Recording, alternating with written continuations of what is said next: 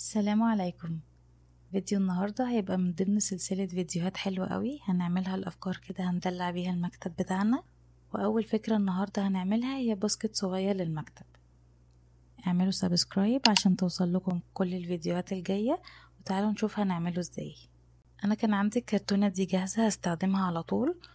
قطع كرتون دي كمان شوية هقولكوا هنعمل بيها ايه. دلوقتي بقى هرسم كده الخطوط بالشكل ده.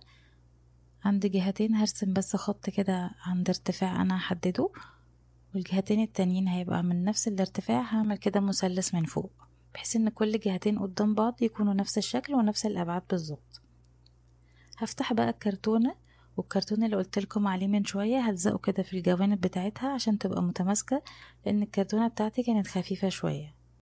طبعا لو ما عندناش كرتونة جاهزة ممكن نستخدم قطع كرتون ونثبتهم كده مع بعض بحيث ان احنا نكون شكل الباسكت. وانا في الديسكريبشن هسيب لكم الابعاد بتاعت كل القطع بالظبط.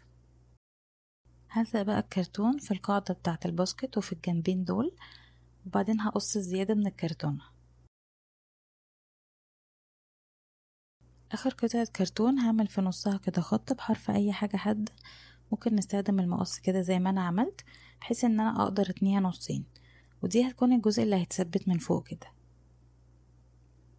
دلوقتي هغلف الكرتونة. ممكن طبعا استخدم اي ورق ملون او اي الوان متوفرة عندي، وده كده هيكون شكلها لما اتغلفت. ده جزء من عصاية شيش طاووق هلزقها من فوق كده، ودي اللي هثبت عليها الجزء ده. هستخدم ورقة صغيرة كده وهلزقها من فوق ومن تحت العصاية، بس مش هلزق على العصاية نفسها عشان الكرتونة تكون سهلة الحركة عليها كده.